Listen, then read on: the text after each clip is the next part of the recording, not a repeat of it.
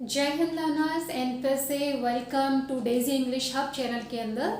और आज हम लोग जो टॉपिक डिस्कशन कर रहे हैं दैट इज सब्जेक्ट। ऑलरेडी हम लोग सेंटेंस समझ चुके थे, सेंटेंस के पार्ट्स हम लोगों ने पढ़ लिए थे। तो आज हम लोग डिस्कशन करेंगे पहला पार्ट यानी first part of the sentence, यानी पार्ट्स ऑफ सेंटेंस का पहला पार्ट है, राइट।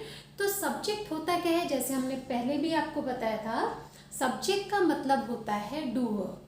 ठीक है, डूअर क्या होता है, डू मैंने करना और डूअर मतलब करने वाला।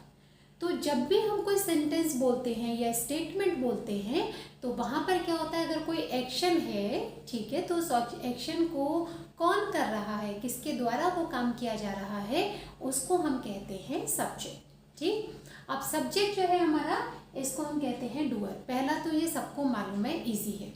लेकिन मान लीजिए कोई सेंटेंस ऐसा भी तो हो सकता है जहाँ पर कोई एक्शन ही ना हो, जो सिंपल स्टेटमेंट हो। जैसे हमने कहा you are my student, you are my student. यहाँ पर कोई एक्शन नहीं है, सिंपल सा सेंटेंस है कि आप मेरे स्टूडेंट हैं। तो यहाँ पर अगर आपसे बोला जाए कि सब्जेक्ट कैसे करेंगे, तो हमें तो यही सिखाया था मैम ने कि सब्जेक्ट मतलब जो भी एक्शन है उसको करने वाला वो सब्जेक्ट होता है। लेकिन इस सेंटेंस में एक्शन नहीं है। तो सब्जेक्ट केवल डूअर का मतलब केवल करता, करने वाला ही नहीं है। सब्जेक्ट की एक पहचान और है, वो आप आज समझिए। सब्जेक्ट कौन होता है, पहला, अगर सेंटेंस के अंदर एक्शन है तो उस एक्शन को परफॉर्म करने वाला आपका सब्जेक्ट हो गया, राइट। अब दूसरी तरह से हम सब्जेक्ट को कैसे पहचानेंगे जिसमें एक्शन ही नहीं है। वैसे तो नॉर्मल सा एग्जाम्पल है, नॉर्मल सा तरीका है कि जहाँ पर हेल्पिंग वर्ब हो, क्या हो, हेल्पिंग वर्ब जहाँ पर है उससे पहले नॉर्मली सब्जेक्ट आता है। ठीक है, क्योंकि सब्जेक्ट सेंटेंस में सबसे पहले आता है। ठीक है, क्योंकि ये डूअर है। ठीक, तो अगर मान लीजिए हमें नहीं पहचान में आ रहा तो दूसरा तरीका क्या है सब्जेक्ट को पहचानने का, कि जिसके बारे में कुछ डिटेल्स दी जा रही हो। क्योंकि डिटेल्स, ऑब्जेक्ट क्या काम करता है, ऑब्जेक्ट डिटेल्स बताता है। किसकी डिटेल बताता है, या तो सब्जेक्ट की या फिर एक्शन की। क्योंकि सेंटेंस में एक्शन नहीं है तो जो भी डिटेलिंग हो रही होगी, जो भी ब्यौरा दिया जा रहा है या जो भी कुछ बताया जा रहा होगा, वो किसके बारे में बताया जा रहा होगा, वो बताया जा रहा होगा सब्जेक्ट के बारे में। क्लियर हो गया। तो सब्जेक्ट का मतलब डूअर, अगर एक्शन है तो एक्शन को करने वाला सब्जेक्ट है, अगर एक्शन नहीं है तो हेल्पिंग वर्ब से पहले जो आता है वो आपका सब्जेक्ट है। अगर आप वैसे भी ना पहचान पाए तो सबसे बढ़िया तरीका क्या है कि जिसके बारे में कुछ कहा जा रहा है वो आपका सब्जेक्ट है।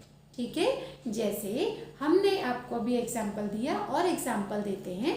जैसे हमने कहा, एग्जाम्पल्स हम आपको सबसे लास्ट में भी देंगे, इसलिए अभी आपको सिर्फ बुक बोल के बता रहे हैं, तो आप नोट कर सकते हैं इसको। ऑलरेडी हमने बोला था कॉपी पेंसिल आप लेके बैठेंगे, राइट। क्योंकि जब ये लास्ट पार्ट होगा तो उसमें हम सब तरह के सेंटेंसेस आपको बताएंगे। ठीक है, तो अभी हमने जैसे कहा कि I am teaching you English, I am teaching you English, यानी कि काम क्या हो रहा है, एक्शन है इसमें, हाँ एक्शन है। एक्शन क्या हो रहा है, टीचिंग, यानी कि पढ़ाने का काम हो रहा है, पढ़ा रहा है या पढ़ा रही है। ठीक है, अब इसमें सब्जेक्ट ढूंढना है। सब्जेक्ट क्या हुआ, सब्जेक्ट होता है जो काम कर रहा है। तो हु इज टीचिंग, कौन पढ़ा रहा है, आई एम टीचिंग। तो आई कौन हो गया, आई हो गया सब्जेक्ट।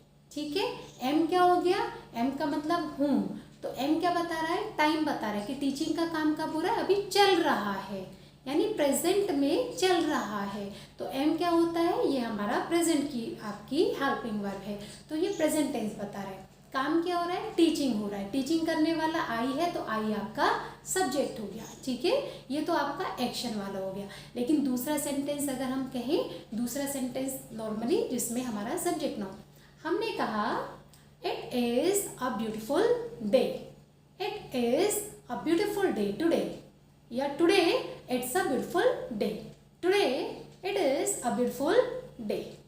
तो अब इसमें एक्शन नहीं है, मतलब आज दिन बहुत अच्छा है, आज का दिन बड़ा अच्छा है, ब्यूटिफुल डे है।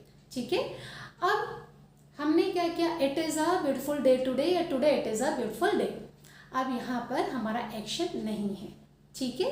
अब एक्शन नहीं है तो हमें हेल्पिंग वर्ब तो समझ में आ रही है कि इट इज़, तो इज़ क्या है हमारा हेल्पिंग वर्ब है, तो उससे पहले क्या लगा है, इट लगा है, तो उसको आप सब्जेक्ट कह सकते हैं। लेकिन और तरीका क्या है, अब क्या बताया जा रहा है, डिटेल क्या बताई जा रही है कि ब्यूटीफुल डे, ठीक है।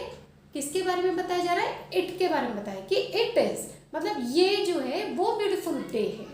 क्लियर हुआ, तो ये आज जो है ये it is a beautiful day, तो इट यानी कि ये ब्यूटीफुल डे है। तो किसके बारे में बताया जा रहा है ब्यूटीफुल डे, इट के बारे में बताया जा रहा है, तो इट भी आपका सब्जेक्ट होता है, ठीक है। अब सब्जेक्ट कुछ भी हो सकता है, जैसे हम लोगों को सब्जेक्ट की जब बात आती है तो हम लोग को सब्जेक्ट क्या पता होते हैं, हम लोग को गिने चुने से सब्जेक्ट पता होते हैं। जैसे हम कहते हैं वी, आई, ही, शी, दे, ठीक है, यू, दैट, ये पता होते हैं, ठीक है। इतने से हम लोग को पता होता है, इट भी बता देते हैं, देयर भी बता देते हैं, लेकिन इसके अलावा भी सब्जेक्ट होते हैं। जैसे हमने कहा समवन, समवन यानी कोई, ठीक है, समवन यानी कोई, यानी कहा someone is calling you up, someone is calling you, अपना बोलो, समवन इज कॉलिंग यू, यानी कोई आपको बुला रहा है। तो काम क्या हो रहा है, बुलाने का, कौन बुला रहा है, समवन बुला रहा है, ठीक है। तो समवन क्या हो गया, सब्जेक्ट हो गया, ठीक है। जैसे हमने कहा my country is a big country, my country is a big country, यानी मेरी कंट्री, मेरा देश एक बड़ा देश है, ठीक है। My country is a big country, ठीक है। अब इसमें आप बोलोगे ही शी वगैरह तो है नहीं, ठीक है। तो सब्जेक्ट का मतलब हमेशा इंसान नहीं होगा, सब्जेक्ट का मतलब हमेशा ही, शी, यू, आई, वी नहीं होगा, सब्जेक्ट का मतलब नेम भी हो सकता है, ठीक है। अब जैसे हमने बोला my country is a big country, अब इसमें सब्जेक्ट कैसे ढूंढेंगे, एक तरीका क्या है, हम क्या ढूंढे इसके अंदर, एक्शन ढूंढे, लेकिन एक्शन तो है ही नहीं, तो फिर क्या ढूंढेंगे, हेल्पिंग वर्ब ढूंढेंगे, वो इज है, तो इससे पहले क्या आ गया, माई कंट्री, तो माई कंट्री सब्जेक्ट हो गया, ठीक है। दूसरा तरीका क्या है कि किसके बारे में बात हो रही है, मैंने कहा my country is a big country, ठीक है। तो बिग कंट्री, कौन है बिग कंट्री, माई कंट्री, तो किसके बारे में बता रहे हैं कि बिग कंट्री है, माई कंट्री के बारे में बताया जा रहा है कि बिग कंट्री है, ठीक है। तो इसलिए माई कंट्री क्या हो गया, सब्जेक्ट हो गया। Is that clear. कुछ सेंटेंसेस ऐसे होते हैं जिसके अंदर सब्जेक्ट नहीं होता, यानी एक्शन हो रहा है लेकिन वो एक्शन करने वाला नहीं पता। जैसे हमने कहा बारिश हो रही है, हमने यहाँ पे ये बताया नहीं कि कौन कर रहा है बारिश, तो हम क्या बोलते हैं, it is raining, it is raining. तो जहाँ पर हमारे पास करता नहीं होता, एक्शन होता है लेकिन हमारे पास करने वाला नहीं होता, तो वहाँ पर हम लोग क्या करते हैं, वहाँ पर इट का या देयर का यूज़ करते हैं। तो ये हमारे सब्जेक्ट होते हैं। इनके अलावा भी और सब्जेक्ट हो सकते हैं, जैसे किसी का नाम सब्जेक्ट हो सकता है। मैंने कहा माई मदर या टीचर्स, ठीक है। हमने कहा sun is shining in the sky, तो शाइन कर रहा है, कौन शाइन कर रहा है, शाइन करने वाला कौन है, सन है, तो the sun is shining in the sky, तो शाइनिंग कौन कर रहा है, द सन, तो द सन भी क्या हो गया, सब्जेक्ट हो गया। माय डियर फ्रेंड, सब्जेक्ट को समझिए कि या तो जो एक्शन टेकर है, जो एक्शन कर रहा है, या फिर जो हेल्पिंग वर्ब से पहले है, या फिर जिसके बारे में कुछ बताया जा रहा है। Is that clear. तो ये हमारी हो गए सब्जेक्ट। एग्जाम्पल्स हम लोग लास्ट में भी लेके चलेंगे, ठीक है। उसके बाद हमारा नेक्स्ट टॉपिक होगा वर्ब, जिसे अभी हम लोग नहीं कर रहे हैं, ठीक है। तो आज के लिए हम लोग इतना ही रखेंगे। फिर ये चैनल अगर आपने सब्सक्राइब नहीं किया है, फर्स्ट टाइम है और आपको लग रहा है कि आपके लिए बेनिफिशियल है, तो इस चैनल को सब्सक्राइब कीजिए और साथ ही साथ इसको शेयर ज़रूर कीजिए, क्योंकि आगे के लिए हमें भी सब्सक्राइबर चाहिए। और अगर बहुत सारे लोग इससे जुड़ते हैं तो इसका मतलब लोगों को इंग्लिश की ज़रूरत है, और आने वाले टाइम पर हम इंग्लिश लिटरेचर भी शुरू करने वाले हैं, लेकिन तब उसके लिए मेहनत थोड़ी सी आपको करनी पड़ेगी, right. So most probably 10th और 12th का लिटरेचर हम लोग शुरू करेंगे, यानी कि इंग्लिश का लिटरेचर जो होता है, जो आपका 10th और 12th के बोर्ड्स में आता है, तो वो सिलेबस भी हम लोग शुरू करेंगे। लेकिन उसके लिए I need huge number of the subscriber, right. So आज के लिए इतना। So wish you all the best, may God bless you. Thank you very much.